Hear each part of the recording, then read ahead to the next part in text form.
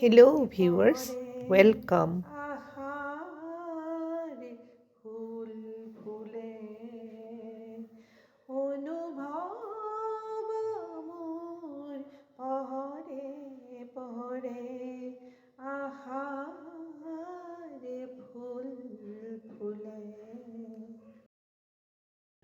এই বেগুনিয়া কালাৰৰ কলিফ্লাৱাৰটো দেখা পাইছে।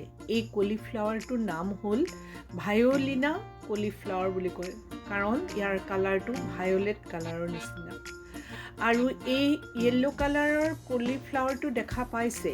এই কলিফ্লাৱাৰটোৰ নাম হ'ল কেৰলিনা কলিফ্লাৱাৰ, মানে কেৰটৰ নিচিনা, গাজৰৰ নিচিনা। আৰু এইটো হ'ল পকচুই।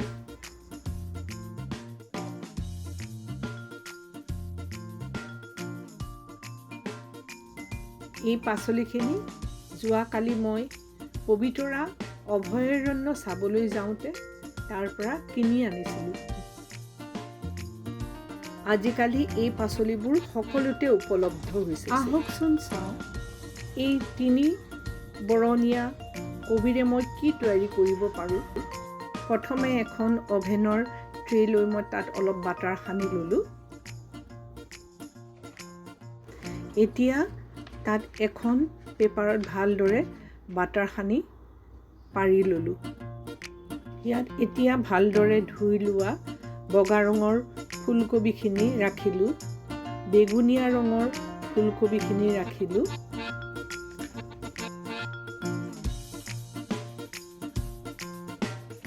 আৰু এটা ছাইডত হালধীয়া ৰঙৰ ফুলকবিখিনি ৰাখিলোঁ।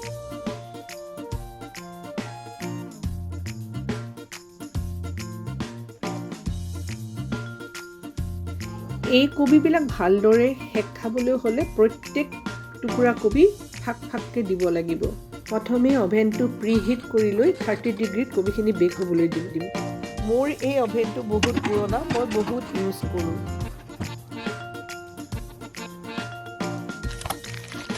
এয়া হ'ল দীঘল দীঘল য়েল্লো কালাৰৰ পাস্তা। এটা চচত গৰম পানীত অকণমান নিমখ দি এই পাস্তাখিনি সিজিবৰ কাৰণে পানীত এৰি দিলোঁ।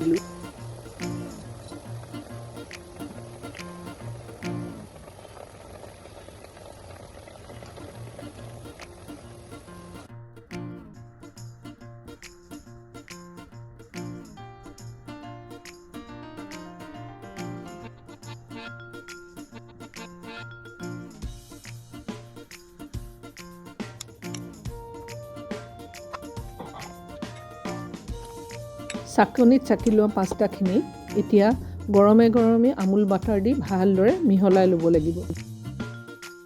আনহাতে আমাৰ কবিখিনি বেক হৈ গ'ল। এতিয়া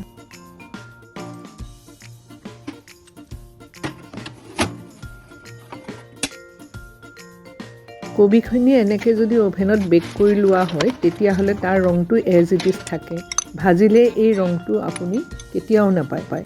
এই আমুল স্প্ৰেড চীজটো ভালদৰে মিহলাই ল'ব লাগিব।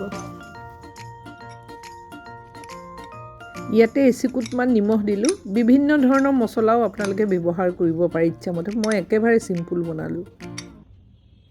এইটো অৰেগেনোৰ পাত হয়, দেখিছেনে? বহুতে কিন্তু আজৱাইন পাত বুলি কয়, কিন্তু নহয়। এতিয়া পাস্তাখিনিৰ ওপৰত সেউজীয়া অৰেগেনোখিনি কুটি দিলোঁ। এনেকুৱা এখন ডিছ দেখা পালে খাবলৈ মন যায়, নহয়নে বাৰু?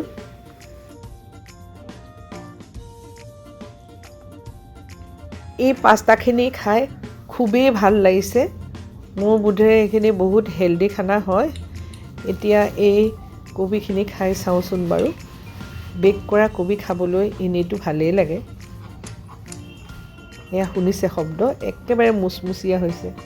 আপোনালোকে সময় পালে এনেকৈ বনাই খাই চাবচোন। বাই বাই, আজিলৈ আহিলোঁ। মোৰ ভিডিঅ'টো চোৱাৰ বাবে আপোনালোকলৈ অশেষ ধন্যবাদ।